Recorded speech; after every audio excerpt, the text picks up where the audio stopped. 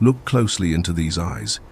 Can you truly grasp the weight of such desperate, quiet suffering? This was not a city.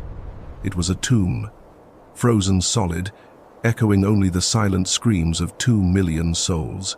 Here, survival was a whisper, a fleeting miracle, while death became a familiar, chilling, daily routine. It was not a battlefield, it was a crucible, where humanity itself was tested beyond all comprehension. In the annals of human conflict, some chapters defy logic, leaving only profound, haunting questions. We journey now to one such place, a city whose very name became synonymous with unimaginable hell. This is not a tale of fiction or legend, but a stark, brutal, horrifying reality. It truly happened, a reality where ordinary men found themselves plunged into an existential abyss, testing every last fiber, where the lines between life and oblivion blurred into a daily, agonizing, terrifying dance of fate. Every breath taken was a gamble, every sunrise a quiet, desperate prayer for one more day. The air itself seemed to weep, thick with the echoes of despair, courage, and ultimate sacrifice. We speak of Stalingrad, a name etched into history with the blood and tears of millions. On the banks of the mighty Volga, a battle unfolded that defied all military logic and human scale. More than 2 million souls fought, bled, and ultimately died within these very ruins. 2 million. What was the cost of this inferno?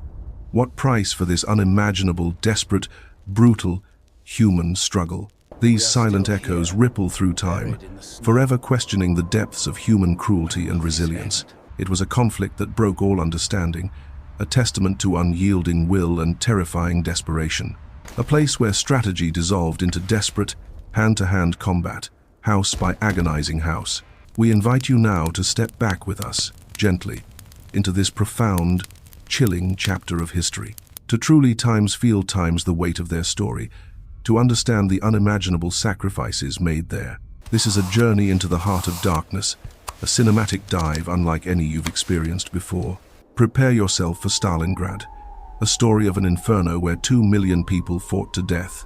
The world held its breath, a shadow falling across continents. A vast, terrible war had begun. But far to the east, something profoundly different and far more brutal was unfolding. This was the Eastern Front, a place where humanity's darkest impulses truly revealed their horrifying face. Millions would be consumed by its fury, a scale of suffering almost beyond our gentle comprehension.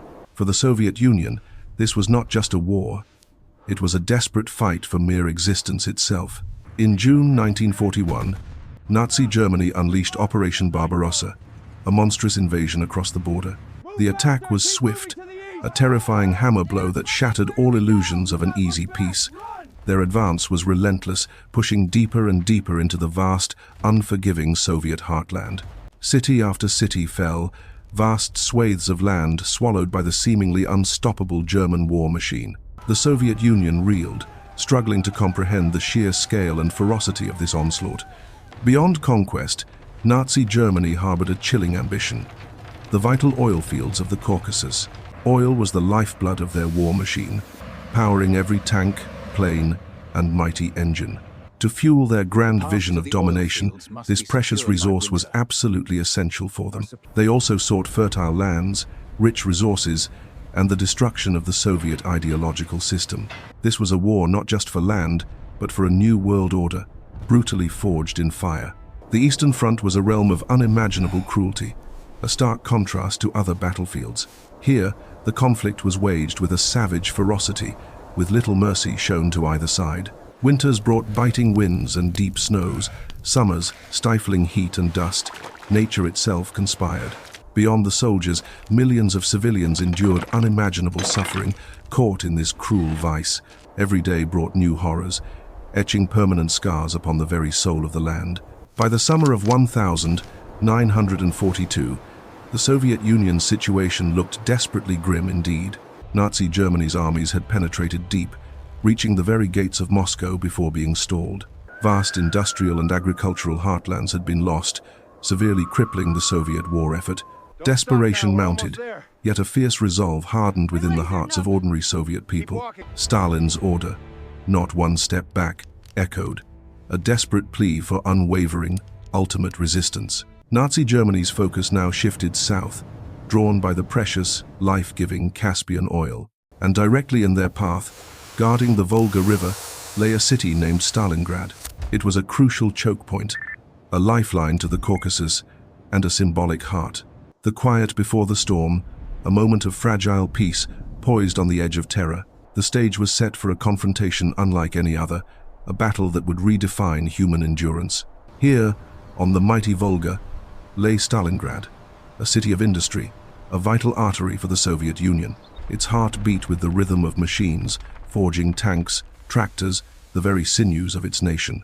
But its true significance lay not just in steel, but in its very position, a river gate, and it bore a name, the name of the Soviet leader himself, Stalin, a formidable, potent symbol. This name, a beacon of pride for some, became a magnet for destruction, drawing fate's harsh gaze. For Adolf Hitler, Stalingrad was more than just a city. It was a personal affront, a challenge. His vendetta against Bolshevism found its focal point there, a dagger aimed at the Soviet heart. To capture it would be a triumph, a psychological blow that would echo across the world. But beyond symbolism lay brutal necessity. The rich oil fields awaited to the south. Control of the city meant controlling the Volga, severing a vital artery of Soviet supplies and life. It wasn't just about land, it was about crushing the very spirit of the Soviet Union. The weight of this objective, both strategic and symbolic, pressed down heavily upon all involved. The Caucasus oil, lifeblood of any war machine, lay just beyond Stalingrad's grasp for Nazi Germany. The Volga was a vast liquid highway, transporting goods, troops, and the very will of a nation. Stalingrad, positioned perfectly, could choke this vital artery, stopping all movement, stopping all life. Imagine the silence if those supplies ceased. No fuel, no food, no hope reaching the heartland. It was a gateway, a strategic fulcrum upon which the fate of the entire Eastern Front pivoted. For Nazi Germany, it was the ultimate prize, promising not just victory, but existential destruction for their foe. As summer wore on, a different kind of heat settled over the city, a terrible, suffocating dread. The citizens, though unaware of the full horror, felt the tightening noose of war drawing near. Life continued, yet beneath the surface, a collective breath was held, waiting for the first blow. The evenings were deceptively quiet, the sounds of distant guns not yet reaching their ears, but fear lingered. August 1942. The summer air hung heavy, pregnant with a promise of unimaginable, coming violence. The sky itself seemed to darken, reflecting the somber mood, a canvas awaiting a terrible masterpiece. Then, on August 23rd, 1942, the hum of distant engines grew into a thunderous roar. The Luftwaffe, in terrifying numbers, unleashed an inferno from above. Hell itself rained down.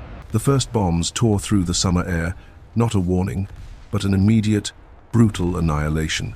Houses, factories, lives, all became fuel for the flames. The city was suddenly, horrifyingly, alive with fire. Chaos reigned.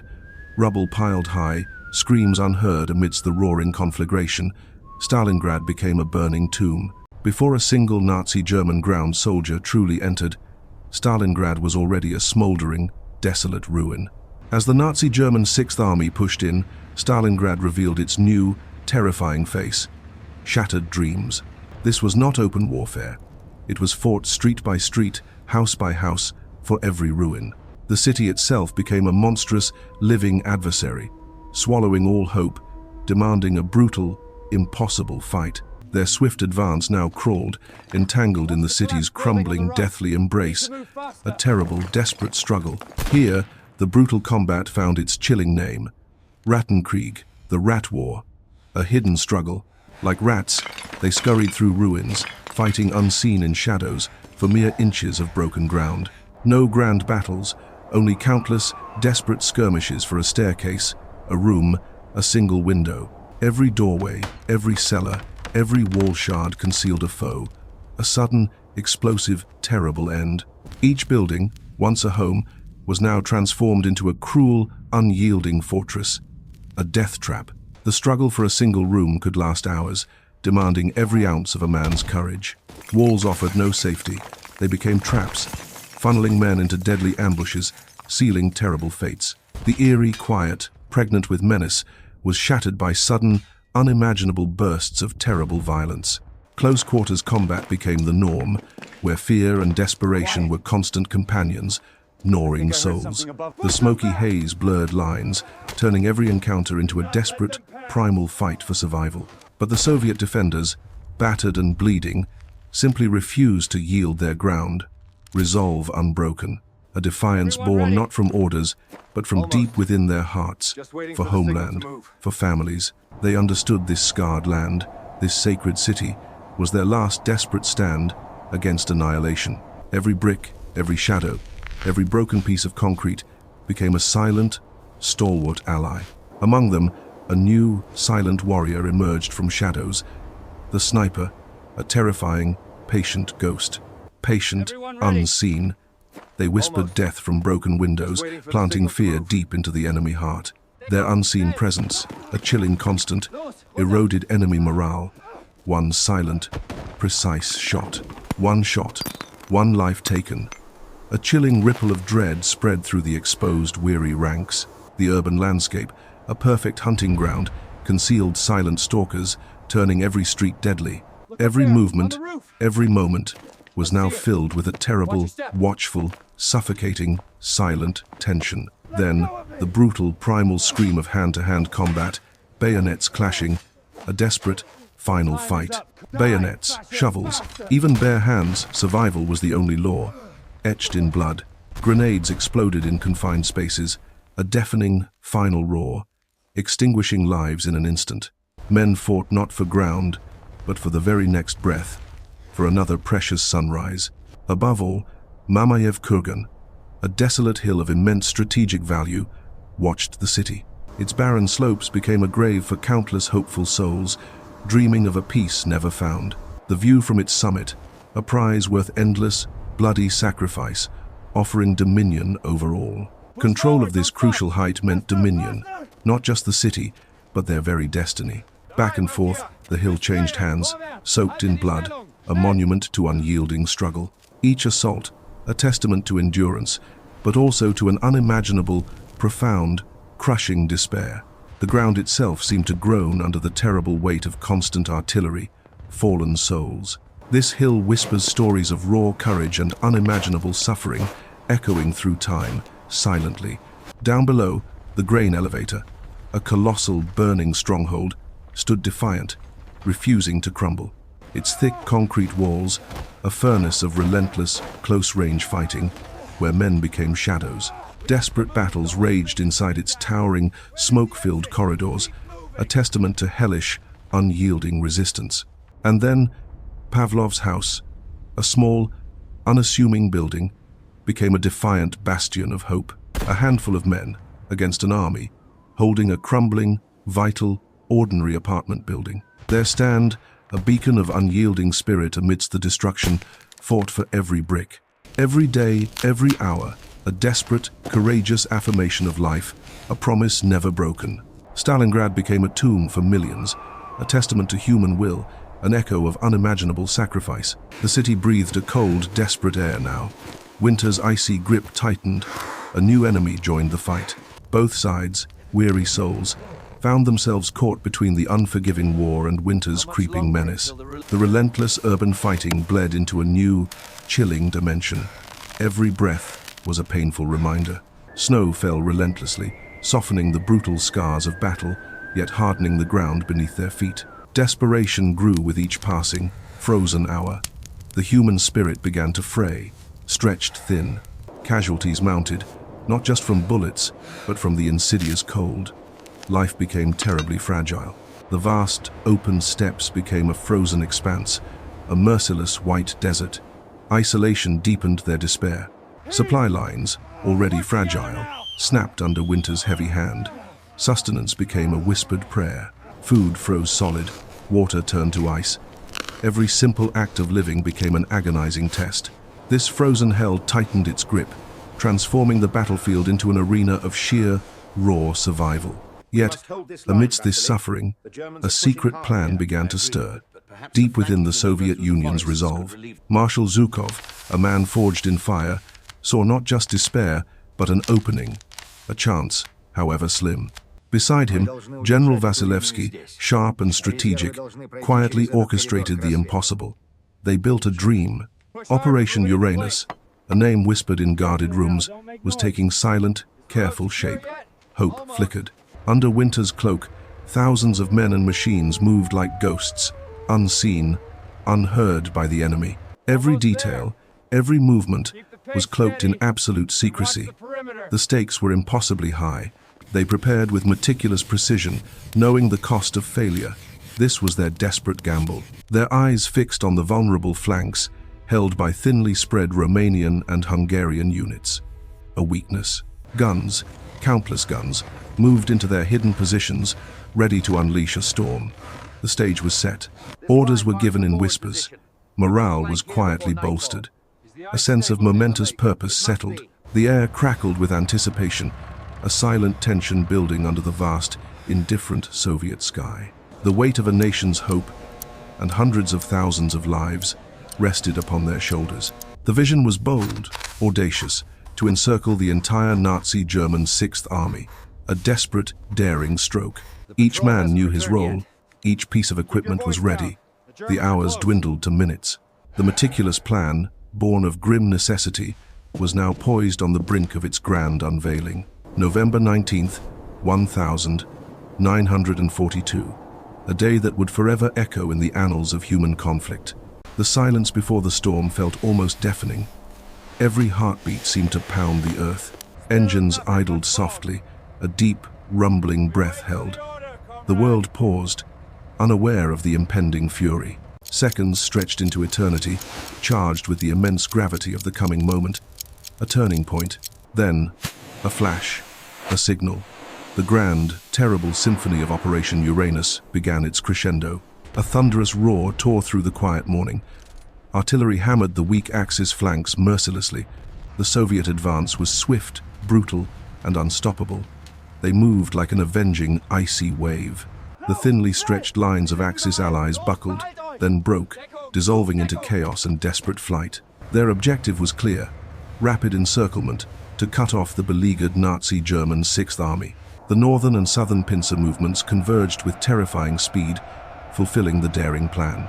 Inside Stalingrad, a new, chilling sound reached the trapped German ears, a sound of impending doom. Nothing could halt their momentum.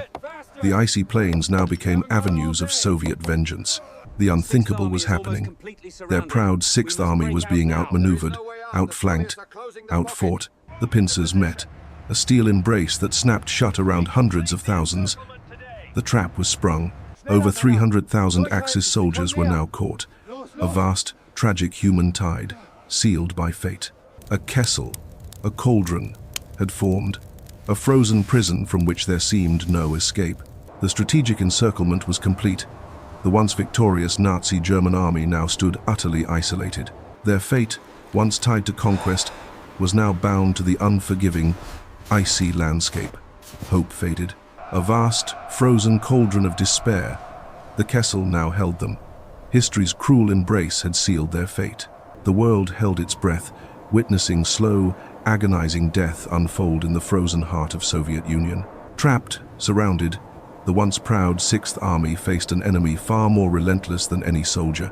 It was a cauldron, sealed by ice and iron, where hope itself began to slowly, painfully freeze.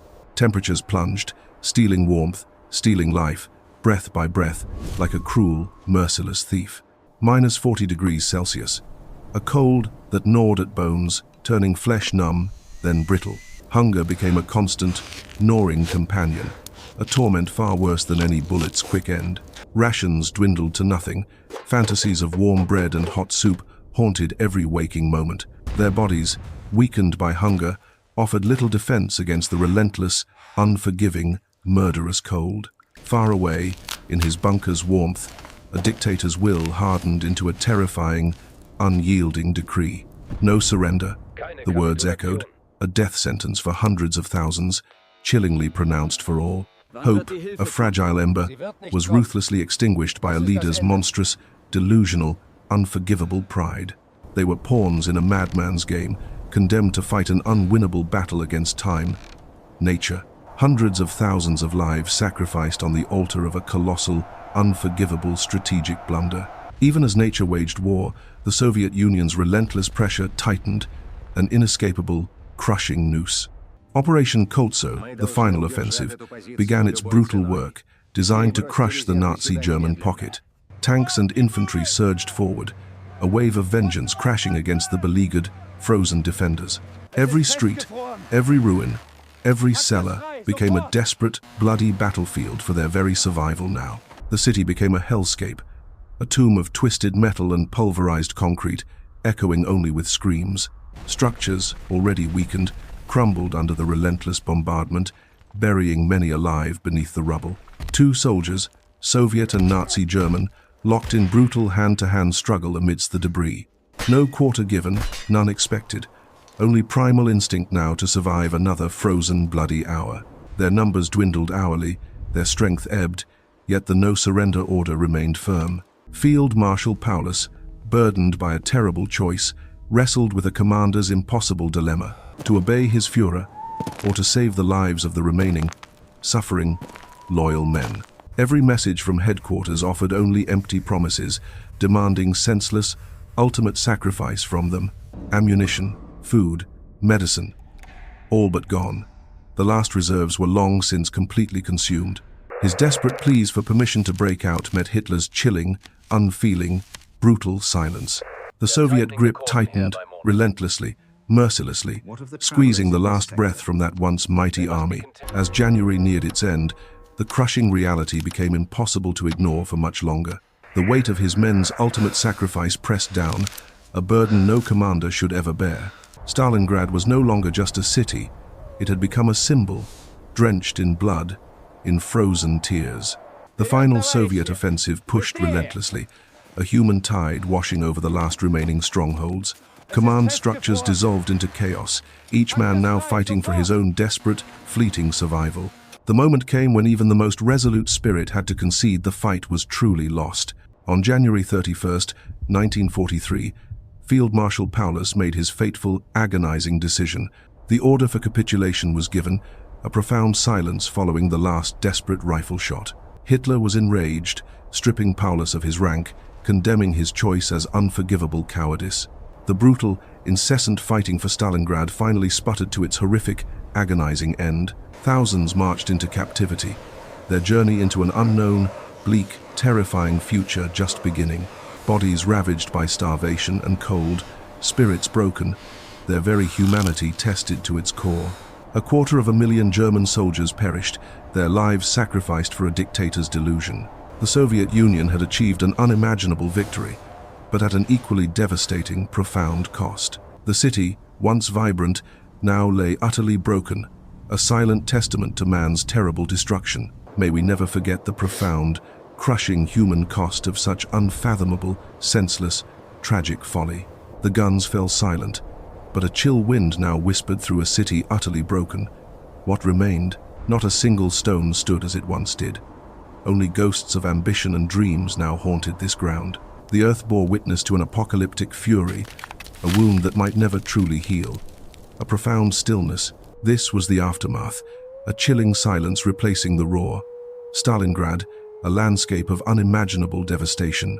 Victory arrived, yes, but its shadow was long and cold, cast over endless, sorrowful destruction. Then, another sight emerged from the desolation. The vanquished, a spectral parade of defeated humanity.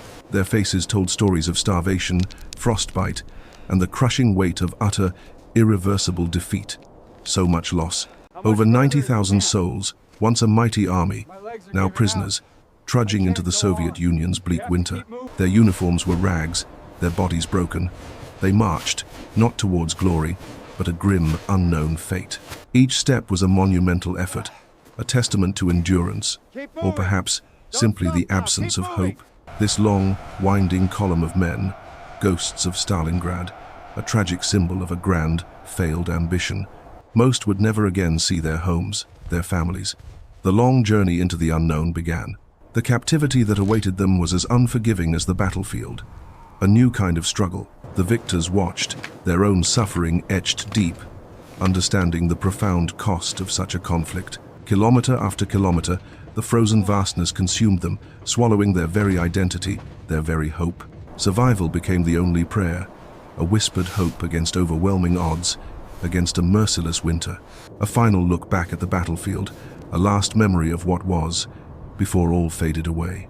For so many, Stalingrad was not just a battle, but the end of their world, their very existence. But the price of this victory, for the Soviet Union, was beyond comprehension. The earth wept. An estimated 1.1 million lives, military and civilian, paid the ultimate price. Imagine the heartbreak. Their blood stained the frozen earth, a permanent, harrowing reminder of unimaginable sacrifice and pain. Every family touched by loss, every heart carrying a burden. Triumph had such a cruel, heavy cost. Stalingrad stands as a somber monument, reminding us of humanity's darkest chapters and the enduring will. We've walked through the echoes of battle, felt the cold grip of history. Now, its meaning unfolds. This was not just a fight. A profound tremor shook the very foundations of the world. Stalingrad was more than victory. It was the moment a powerful illusion truly began to finally crack. For years, the myth of Nazi German invincibility held Europe in its dreadful, icy grip. Here, amidst the frozen Volga, that myth shattered into a million sharp, unforgiving pieces. The shock resonated deep within Nazi Germany, a cold dread creeping into every home. For the Soviet Union and its allies, a quiet, fragile spark of hope ignited anew. Strategically, Stalingrad was the turning point, the anvil where the Wehrmacht's spine ultimately broke. Vast numbers of finest divisions, most experienced men, were simply swallowed by this cruel city. The colossal losses in men and material were wounds Nazi Germany could never truly heal. From this point, the initiative truly shifted.